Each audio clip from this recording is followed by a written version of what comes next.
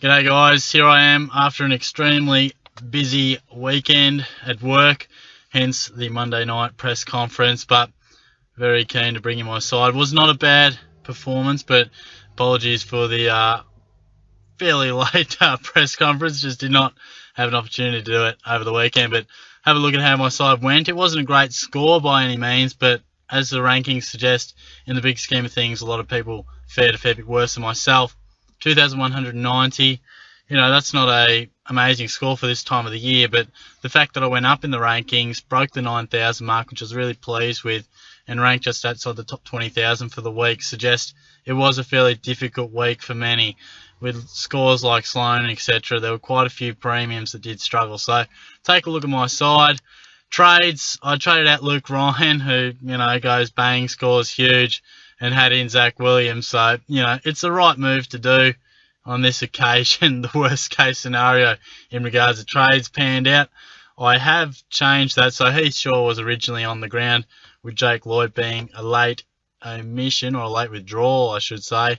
And my other trade was, I just went down to DeLuca from Mountford so I could do that Williams trade.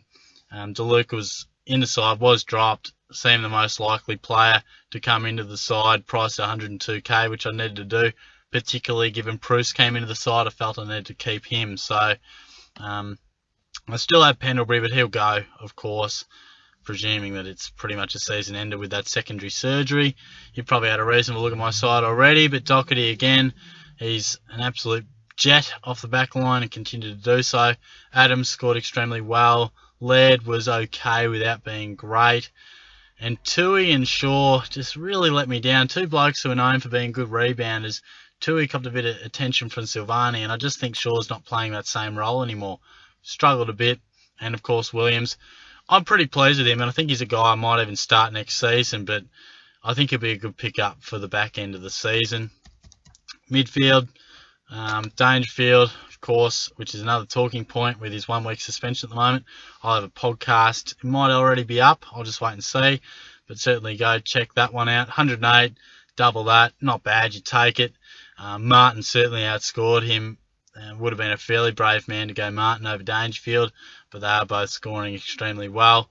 Tommy Mitchell was my VC, which I had a bit of a play around. Potentially the loophole didn't work out. Solid score after a slow start, but not worth captaining.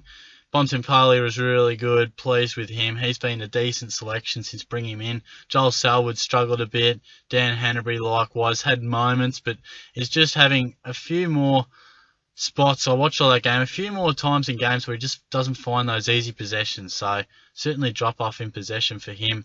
Treloar, again, finds the ball, perhaps not the most effective user of it. It's been a story of his season. And Witherden, well, gee, he was in my plans to potentially upgrade, but he's just absolutely flying. So certainly don't have to worry about him for the moment.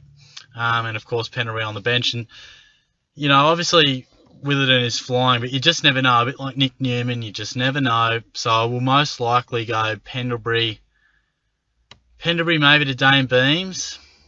Trent Cotchin maybe might be another one. And there was someone else, I think. Dylan Shield might have been the other.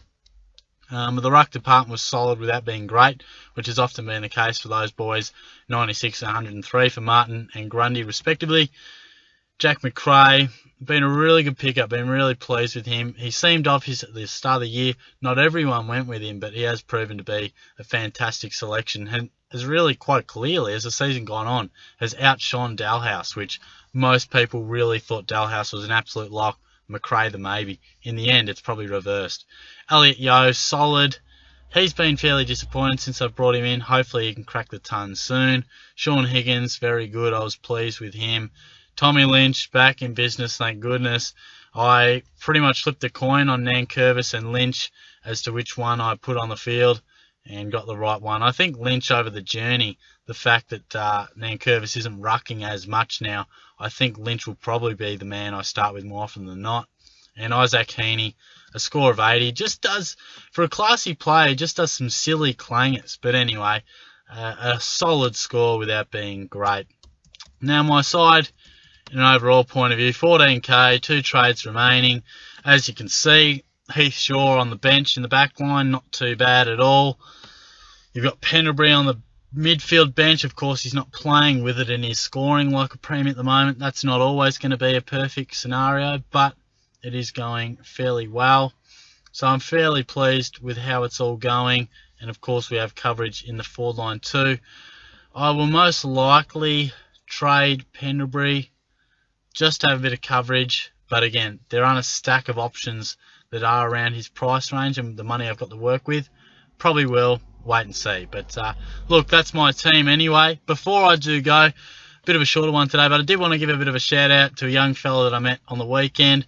Obviously, my job, if you don't know, sports journalism, was covering a bit of cross country, was interviewing a few of the winners, particularly at local level, and interviewed a young fella who normally I'm the one greeting them with, "Hey, g'day, is this so-and-so?" And he said, "Oh, is this Shorty?" And he obviously watches my channel, and we got talking, and his family as well. So, yeah, shout out to you, mate. I mean, really appreciate it. It's always quite nice when you get a bit of recognition for what you do. So that was pretty cool. I was kind of chuffed, to be honest. So, yeah, thanks for saying g'day. And, yeah, well done. He won the event too. So shout out to the young fella there.